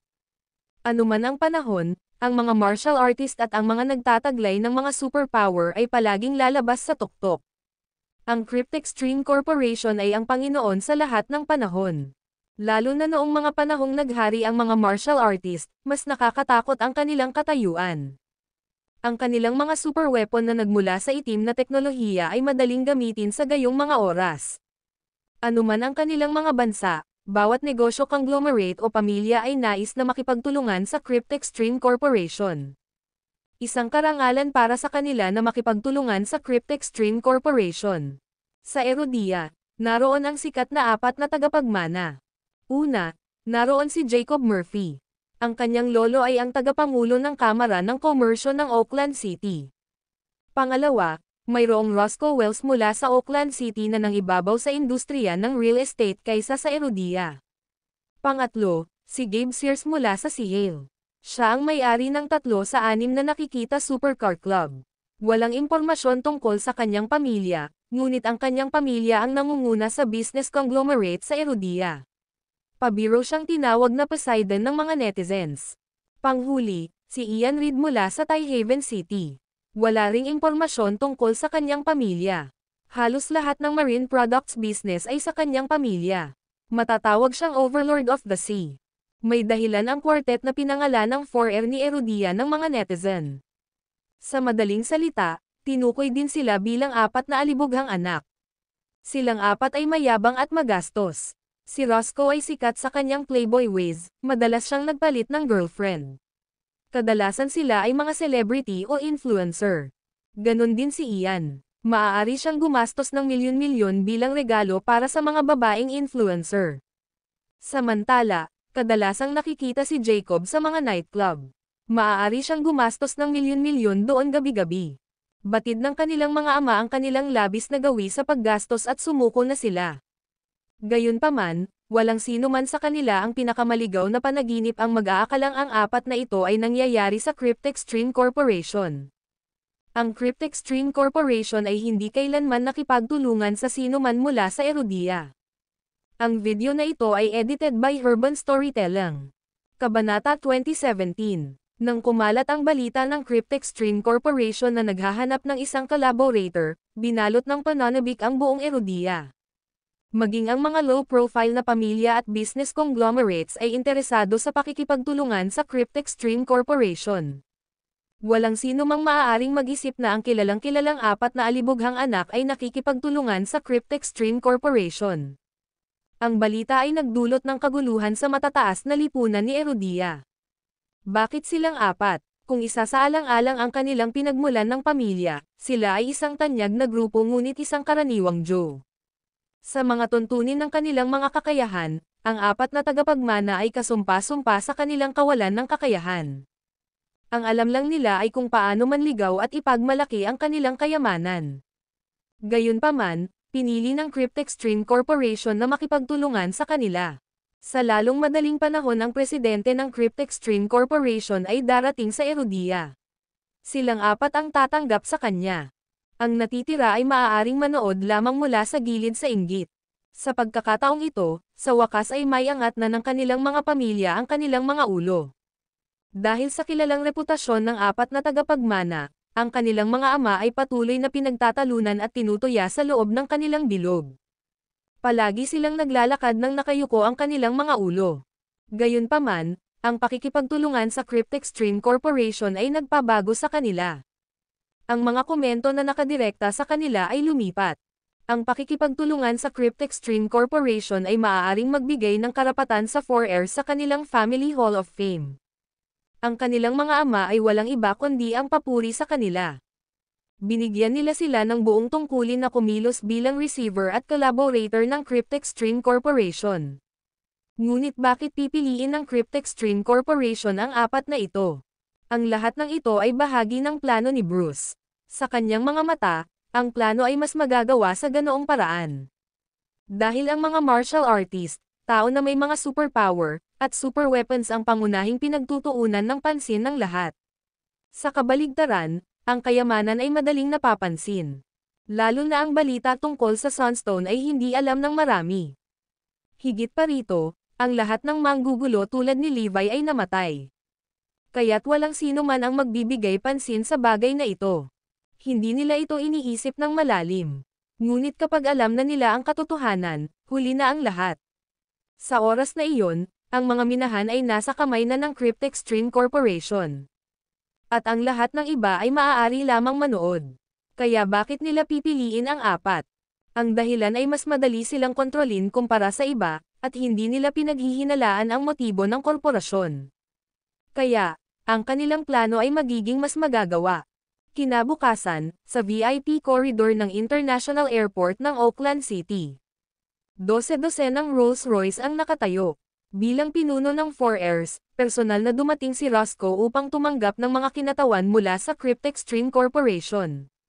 Sila ang presidente, si Riker, at ang batang tagapagmana, si Jefferson. Si Jefferson ay dumanas ng ilang beses na pambubugbog ni Levi, na naging sanhi ng pagkalagas ng lahat ng kanyang ngipin. Ang mga ngipin niya ngayon ay pustiso lamang. Naglakas loob na siyang tumuntong kay Erudia nang gumaling ang kanyang kalusugan. Dahil patay na si Levi, sino pa ang nangahas na hawakan siya? Iyon ay mga ngahulugan lamang ng kamatayan sa kanila. Bagamat ramdam pa rin ng kanyang katawan ang mga anino ng matagal na sakit sa pag-iisip kay Levi. Kinilig siya. Isang takot ang nakatanim sa kanya. Sa kabila ng pagkaalam na patay na si Levi, takot pa rin siya nang tumuntong siya kay Erudia. Pakiramdam niya ay parang pinagmamasdan siya ni Levi mula sa mga anino at ang kanyang kaluluwa ay hindi kailanman mamamatay at magsisilbing tagapag-alaga ni Erudia. F***6. Patay na siya, bakit ako matatakot pa rin sa kanya? Nagmura si Jefferson. Sa kabila ng pag-iisip, nagdala pa rin siya ng maraming mandirigma sa paglalakbay na ito sa Erudia. Partikular niyang hiniling ang apat na pinakamalakas na mandirigma mula sa Lab of Gods na protektahan siya. Natroma siya sa mga pambubugbog ni Levi. Sa kabila ng pagkamatay ni Levi, naroon pa rin sa kanya ang matagal na takot. Pagbaba ng eroplano, pinagmasdan ni Jefferson ang kanyang paligid. Hindi niya alam kung ano ang hinahanap niya, malamang si Levi. Jefferson, itigil mo na ang pagiging paranoid. Patay na si Levi. Anong kinakatakutan mo? Tanong ni Riker. Ang video na ito ay edited by Urban Storytelling. Kabanata 2018. Matigas na sinabi ni Jefferson, hindi ako natatakot. Bakit magiging ako? Hindi ako natatakot kahit patay na talaga si Levi. Ang katotohanan ay nananatiling hindi ako handa sa huling pagkakataon. Ngayon, hindi na siya makakatakas. Ngumisi si Robinson. Ang sarap pakinggan. Akala ko nabubuhay ka pa rin sa takot kay Levi. Dapat alam mo, ako ang nagpahayag ng lokasyon ni Levi sa Golden Port Island kay Mr. Johnston. Kaya, ako ang may karapatan na mag-claim ng kredito para sa kanyang pagkamatay. Sige, sige. Alam nating lahat ang tungkol dito. Nagtipon ang mga tao bago ang VIP exit. Sa labas, naghihintay na ang apat na tagapagmana para salubungin sila. Welcome, Mr. Wilkins at Mr. Jefferson. Sinalubong agad sila Roscoe, Gabe at iba pa. Mag-usap tayo sa ibang lugar. Sagot ni Riker. Pagkatapos, umalis ang convoy, pinaalis sina Robinson, Jefferson, at iba pa sa hotel. Ito ang pinakamarangyang hotel na pag-aari ng pamilya ni Roscoe. Para sa susunod na ilang araw, ang hotel ay eksklusibong nakalaan upang magamit sa Cryptex Stream Corporation. Ang pagdating ng Cryptex Stream Corporation ay pumukaw ng napakalaking atensyon mula sa publiko. Sa totoo lang, sobrang inggit sila sa apat na tagapagmana. Sila rin mismo ay nangarap na maging host ng Cryptex Stream Corporation. Nang makarating sila sa hotel, agad na inipon ni Riker ang mga tao at inayos ang mga gawain para sa pagbisitang ito. Ang utos na ibinigay ni Bruce ay ayusin ito sa lalong madaling panahon. Walang pagkakataon para sa sino man na sirain ang plano. Makikipagtulungan sa iyo ang Cryptech Group sa darating. Nagbibigay kami ng teknikal na suporta ngunit ang mga materyales kasama ang production base ng pabrika ay may iwan sa kanilang mga kamay. Nasa proposal yan. Tingnan mo ang sarili mo. Nakatanggap ng proposal ang apat na tagapagmana. Bagamat hindi nila maintindihan ang nilalaman, dumating sila na handa kasama ang kanilang sariling eksperto upang tumulong sa pulong. Sa makatuwid, ang mga panukala ay binasa at sinuri ng mga eksperto. Pagkaraan ng ilang oras, tumanggo ang mga eksperto upang ipahiwatig na maaaring magpatuloy ang pakikipagtulungan. Bukod pa rito, ang mga tuntunin at kondisyon na iminungkahi ng Cryptex Stream Corporation ay lampas sa inaasahan. Karaniwan, ang Cryptex Stream Corporation ay mananatili lamang ng napakaliit na halaga ng kita. Ngunit ang mga eksperto ay hindi mga baguhan. Alam na alam nila na magkakaroon ng karagdagang kondisyon. Gayunpaman, mayroon kaming karagdagang mga kondisyon. Ang production base ay ikaw ang magtatayo, at ang supplier ay dapat na mula sa Cryptex Stream Corporation. Maaari kaming magbigay ng mga pondo para sa paunang deposito. Inihayag ni Riker ang kanyang kalagayan. Ang pagsubok ay talagang simple. Sa asensya, ang Cryptex Stream Corporation ay magbibigay ng teknikal na suporta habang ang production base ay pag-aari din nila. Nang marinig ang ganoong pahayag, napangiti ang apat na tagapagmana. Nag-uusap sila ngayon. Kung talagang ang Cryptex Stream Corporation ang makokompromiso, ito ay magtataas ng hinala na mayroong pinagbabatayan na pukana. Sa ganitong pag-aayos na pagmamay-ari nila ang mga bagong nilikha at mga base, ito ay makatwiran. Gayunpaman, ang mga kahilingan ay balewala sa apat na tagapagmana. Ang gusto lang nila ay ang pakikipagtulungan sa Cryptex Team Corporation. Ang kita ay hindi nakikita. Gagawin sana nila ito kahit na ito ay magkaroon ng pagkalugi. Ang pinakamahalagang bagay ay ang nagtatag ng isang relasyon sa Cryptex Stream Corporation. Anuman ang kailangan upang makamit iyon ay itinuring na kinakailangan. Ngayon, hindi alam na ang proyekto ay nagdadala ng kita, ito ay nagpapayaman sa impluwensya at kapangyarihan ng pamilya. Ito ay perpekto kung paano nangyari ang mga bagay. Gino, Wilkins, huwag kang mag-alala tungkol na gawa ko na ang mga organisasyong pagsasaayos upang matugunan ang mga hinihingi ng Cryptex Team Corporation. Bigyan mo ako ng isang araw at makukuha ko silang lahat sa pangalan ng korporasyon. Paniniguro ni Rostio. Sumunod naman si Gabe. Tama iyan. Ito ay isang walang hirap na ehersisyo. Ang isang araw ay higit pa sa sapat. Ang apat na tagapagmana ay ganap na sinuportahan ng kanilang mga pamilya. Isang napakalaking pondo ang nasa kanilang pagtatapon. Sa katunayan, ang mga pondo para sa pagbili ng ilang mga ari-arian ay parang mani sa kanila. Nagkataon, na-detect ng Lab of Gods ang Sunstone na nakatago sa lahat ng property. Ang video na ito ay edited by Urban Storytelling. Kabanata 2019. Kapag ang mga ari-arian ay nabili at nailipat sa ilalim ng pangalan ng Cryptex Stream Corporation, ito ay nasa ilalim ng pangalan nitong magpakailanman. Kahit na ang Cardinal Hall ay hindi magagawang iwasan ang katotohanan iyon hanggang sa lahat ng mga kaganapan ay ganap na pinagsamantalahan. Kahit na ang kinalalagyan ng Sunstone ay nalantad pagkatapos, walang magagawa. Perpekto. Gusto kong magtrabaho kasama ang mga taong may kakayahan at mahusay. Ngumisi si Riker. Ngumiti si Jefferson. Inasahan namin ang aming pakikipagtulungan sa hinaharap. Ang apat na tagapagmana ay kumikinang sa pananabik. Nagsumikap silang maging ambassador ng Cryptextreme Corporation sa Erodia, o maging buong Bayview. Natuwa ang kanilang mga espirito sa pag-iisip tungkol dito. Ipauwi mo na sa amin, nasasakop na namin. Mabilis na kumilos ang apat na tagapagmana. Nais din nilang ayusin ang usapin minsan at para sa lahat. Sa oras na iyon, ang katayuan ng pamilya ay matataas ng husto. Ang mga taong minamala sila ay may inggit sa kanilang tagumpay. Sila ay kasosyo sa Cryptextreme Corporation. Ang balita ay kumalat na parang apoy kay Erodia. Siyempre, malalaman din ni Levi. Ang 5 Great Wars Regiment at Phoenix ay ipinadala upang mangalap ng lahat ng uri ng impormasyon. Ngayon, ipinaalam na ng Phoenix kay Levi ang pakikipagtulungan ng Cryptextreme Corporation at ng 4 Heirs. Boss, pinaplano ng 4 Heirs na bilhin ang 6 na property na may Sunstone. Inaasahan na bukas, ang mga ari-arian ay maaaring ilipat sa Cryptextreme Corporation. Nag-aalalang sabi ni Phoenix. Sige, tumanggo si Levi. Napangiti siya pagkatapos tingnan ang mga datos. Nagkataon lang, ang 6 na ari-arian ay pag-aari ng pamilya ni Winona. Tama iyan. Ang pamilyang Wilcox ay maraming laboratorio at mga eksperimentong larangan. Nagkataon na ang 6 na ari-arian ay pag-aari nila. Nakakapagtaka na ang pamilya Wilcox ay walang kamalayan sa pagkakaroon ng Sunstone. O kung hindi, ang 6 na pag-aari ay magiging off-limits. Sagot ni Phoenix. Napabuntong hininga si Levi. Marahil ang Sunstone ay hindi mahalaga sa mata ng marami. Ngunit kung binuo, ang Sunstone ang magiging pangunahing kaalaman ng enerhiya. Ito ay malinaw na nagpapakita ng kakilakilabot na kakayahan ng Lab of Gods.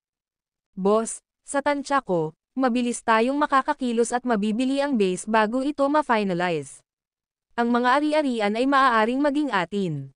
Bukod dito, tiyak na mas pipiliin tayo ng pamilya Wilcox kaysa sa 4 na tagapagmana. Hindi mapakali si Phoenix. Ngumiti si Levi. Magkano ang magagastos? Sumagot si Phoenix. Ang 4 na tagapagmana ay naghanda ng 100 bilyon. Sa alok na iyon, dapat nilang masecure ang pagbili. Bakit ko dapat gugulin ang pera ng hindi kinakailangan? Ang 100 bilyon ay maaaring magamit para sa napakaraming iba pang mga layunin. Sagot ni Levi. Natulala si Phoenix. Boss, ibig sabihin ba nito ay inaalis na natin ang ating mga kamay? Hahayaan ba talaga natin silang bilhin ang 6 na ari-arian? Ang iba sa kanila ay nag-aalala rin. Kung ang pagpapadala ay makumplito, ang bagay ay sa kanilang mga kamay. Wala silang magagawa tungkol dito. Sa pagtatapos ng araw, reputasyon ang nakataya. Lalo na kay Erodia. Sa sandaling iyon, magiging imposibleng pigilan sila. Tinitigan sila ni Levi at nagtanong, bakit natin kailangang pigilan? Ano? Napatulala silang lahat. Hindi ito ang Levi na dati nilang kilala. Sinubukan niya sana itong pigilan. Ngunit hindi ito ang kaso. Bakit? Hindi ito makatuwiran. Si Levi ba ay isang nagbagong tao? Imposible yan. Sinubukan pa rin ng ilan na kumbansihin siya. Boss, kung ang 6 na ari-arian ay mahuhulog sa mga kamay ng Cryptextreme Corporation, ito ay isang malaking banta para kay Erodia. Biglang napangiti si Phoenix sa naisip. Naiintindihan ko kung ano ang iniisip ng boss. Ano? Phoenix, ibuhos mo ang beans. Ang mga tao ay sabik na tumingin sa kanya. Ang video na ito ay edited by Urban Storytelling. Kabanata 2020. Napatingin si Phoenix kay Levi at ngumiti. Sa tingin ko ang ibig sabihin ng boss ay hayaan na lang nilang makuha ang 6 na lupain kung gusto nila ang mga ito. Isang alon ng hindi pagkakasundo ang sumiklab sa gitna ng karamihan. Paano natin hahayaang mangyari iyon? Hindi natin basta-basta mapapamigay ang ari-arian ni Erodia sa mga magnanakaw na iyon. Hinding-hindi namin hahayaang mangyari ang trahedyang ito. Please, huminahon ka at makinig ka sa akin. Kung ihihintol natin ang kanilang plano ngayon, maaari tayong magkaroon ng magandang pagkakataon na magtagumpay.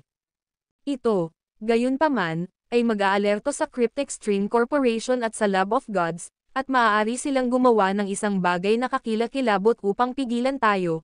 Mahinahong ipinaliwanag ni Phoenix ang sitwasyon sa karamihan at nagpatuloy. Bukod dito, narinig lang namin ang tungkol sa mga Sunstone. Mayroon ba sa atin na nakakita ng isa sa personal para malaman kung ano ang hitsura nito?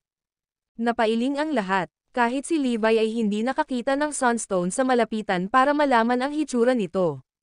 Sa pagkakaalam nila, ang Lab of Gods ay marahil ang tanging organisasyon sa mundo na nakakakilala ng Sunstone sa kasalukuyan.